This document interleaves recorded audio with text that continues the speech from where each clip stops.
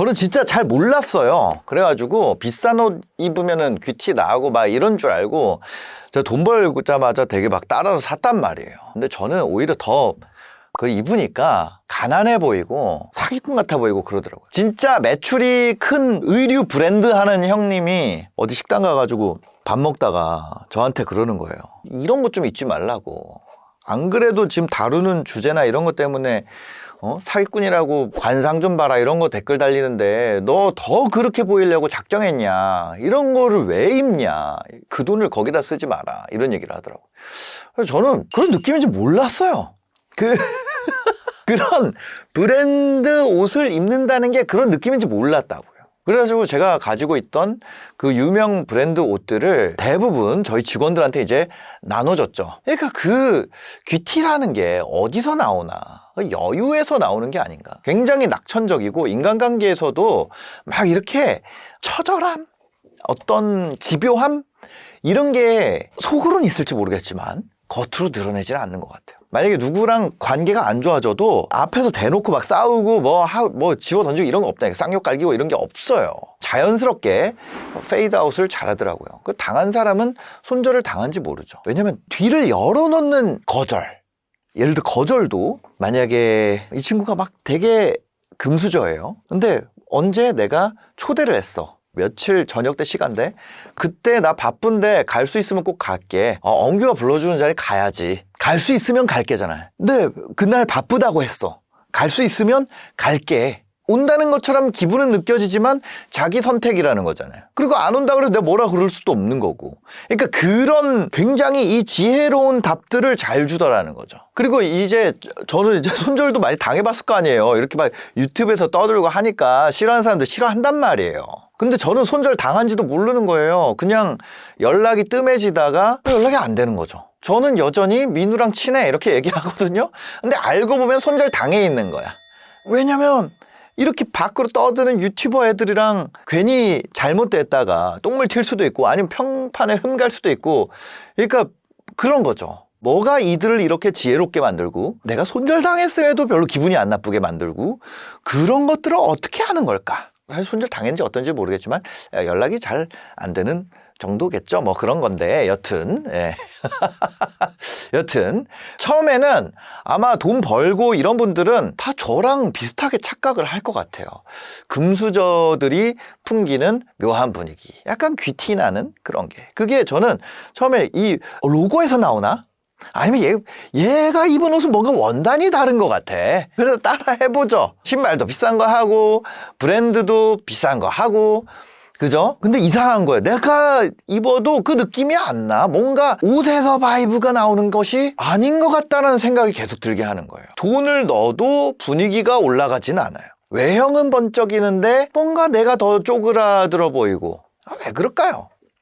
아비투스라는 책에 이 질문에 아주 날카로운 뼈를 때리는 답을 줍니다. 사람의 품이라는 것이 돈의 액수에서 나오지 않는다. 어떤 고급스럽다는 단어를 쓰진 않았어요. 좀 쉽게 얘기하자면 고급스러워지려면 7가지 정도 되는 분야의 자본을 다 쌓아야 되는데 그 중에 돈은요, 한 가지밖에 안 돼요. 아무리 그걸 가지고 끝까지 가도 이런 느낌인 거예요. 우리가 요즘에 육각형 인재라 그러잖아요. 이 육각형 인재가 뭐예요? 이런 거를 이렇게 척도로 나눠가지고 돈만 이렇게 벌잖아요. 돈 여기까지 벌지도 않았어. 돈은 한 중간까지 벌잖아요. 그러면 이런 느낌인 거예요. 이런 느낌. 근데 귀티가 나는 사람은 이런 느낌이라는 거예요. 여기 아예 면적이 다르죠? 어떤 공간에서 자랐고 어떤 말을 나누면서 자랐고 뭘 당연하다가 여기고, 그런 것들이 몸에 새겨진, 그게 아비투스라는 거예요. 취향, 태도, 관계를 맺는 방식, 시간에 대한 감각, 감정 처리하는 방식, 뭐 여러 가지 그런 것들이 이 드러나는 표면 아래 층층이 쌓여가지고 만들어내는 이 삶의 자세가 귀티인데, 그게 가격표가 아니라 축적된 이 삶에서 나온다는 거예요. 금수저들도 그 비싼 거를 과시하려고 소비하는 경우도 있죠. 근데 그거 한다 그래서 나머지가 보이는 게 아니라 그것만 따라갈 수 있는 거죠. 그것만. 그럴 수 있어요. 어떤 애가 재수없게 대해. 근데 걔한테 나 돈 많다는 얘기 하고 싶진 않아. 그냥 기를 확 죽이려고 롤스로이스 끌고 갈 수 있지. 금수저도 그럴 수 있어요. 그렇지만 나머지에서 그냥 격차가 나버린다는 거예요. 그래서 힘이 들어가지 않죠. 과하게 설명하지도 않고 굳이 뭐 증명해야 돼? 납득시키기 위해서 애쓰지도 않는 거예요. 자기 세계 안에서 이미 주변에서 다 말해줘요. 반대로 가난의 흔적이 통장 잔고에서만 드러나냐? 아니라는 거예요. 결핍이 있는 사람들, 가난에서 올라온 사람들은 불안감이 가득하다는 거죠. 저는 사실 불안감이 가득한 편이죠. 몸의 긴장으로 드러나죠. 사람 만날 때도 어때요? 아, 이거 내가 드리는 시간 대비 이거 맞나? 그런 생각해요. 대화할 때도 말 조심해야지, 뭐 어째야지. 옷을 입어도 마찬가지고. 옷을 내가 입은 게 아니라 내가 옷에 기대고 있는 거였어요. 그 어색한 지점을 그 선배가 저한테 야, 너 뭐 사기꾼 소리 듣고 싶어서 그러고 다니냐? 이 얘기를 한 게 이 얘기구나. 그래서 다른 사람의 시선을 통해서 내 가치를 확인받고 싶어 하는 마음 자체가 되게 그게 가난한 거구나. 그래서 비싼 옷을 입었다는 게 그저 다른 사람의 시선에 의해서 이거를 내가 인정받으려고 하는 그 자체가 가난하니까 그게 티가 나니까. 그래서 그 비싼 옷을 그 친구들도 입죠. 근데 그걸 흉내낼 수 있어도 태도와 그 이면의 모습들이 그게 쉽게 복제되지 않는다는 거죠. 아비투스가 흥미로운 점은 이거예요. 돈 많은 집 애들이 뭐가 다르다 이런 게 아니라 태어날 때부터 결정이 되지만 환경에 의해서 만들어지는 거라는 거 아니에요. 근데 고정된 게 아니라는 거예요. 사람이 새로운 환경을 통과하면서 새로운 습관을 배우고 또 새로운 기준을 내가 내면화할 수 있고, 그러니까 결핍이 있는 사람들이 하는 반응들 있잖아요. 그런 거를 내가 교정할 수 있다는 거예요. 그래서 귀티가 당연히 타고나는 면이 있죠. 어쩔 수 없이 타고나는 부분이 있어요. 모태금수저가 다른 부분이 어쩔 수 없지만 후천적으로 훈련을 할 수 없는 건 아니라는 거예요. 근데 그 훈련이 비싼 물건을 사 모으는 것이 그 훈련 방식이 아니라 태도를 바꾸는 방식이라는 거죠. 옷장을 바꾸는 게 아니라 감각을 재교육해야 된다. 내가 왜 과하게 설명하는지, 아니면 인정받고 싶어 하는지, 왜 모든 관계를 붙잡으려고 그러는지, 사소한 무시에 내가 왜 과민하게 반응하는지, 그런 것들의 기저에 결핍이 있다는 거예요. 그게 아니라 내가 이 정도 했으면 이제 나 그냥 이 자리에 있어도 돼. 나 그냥 저 사람 가도 돼. 진짜 그런 느낌? 굳이 내가 증명해야 돼? 그런 느낌? 그래서 우리가 뭘 자연스럽게 느끼는지, 어떤 자리에서 위축되는지, 어떤 말을 교양 있다고 보는지, 돈, 시간, 인간관계 교육을 어떻게 다루는지, 스스로를 어느 정도 가치 있는 사람이라고 느끼는지, 이런 식으로 몸에 밴 태도와 취향과 판단 기준, 이런 것들이 전체적으로 그 귀티라는 걸 만들어낸다. 크게 써있는 책이 있더라고요. 그래서 중요한 포인트는 뭐냐면 계층이라는 게 존재하는가? 존재한다. 근데 계층이 소비보다 습관에서 드러난다. 오히려 잘 됐다. 이 습관을 익혀가지고 내가 절약을 해가지고 그걸로 갭 투자를 해야지. 이거는 일단 아비투스가 없는 생각이에요.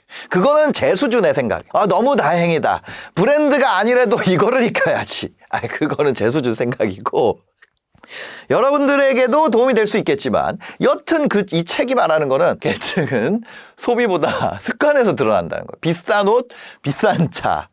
그거 흉내낼 수 있다는 거예요. 근데 말투, 여유, 시간 감각, 관계 정리 방식, 위험 상황을 대하는 태도 이런 게 잘 안 바뀐다는 거예요. 그럼 그만큼 강력한 게 그 아비투스인데, 근데 그게 운명이냐? 그건 아니다. 타고난 환경이 사람을 크게 만들지만 그 환경이 그 사람의 전부를 영원히 결정하지는 않는다.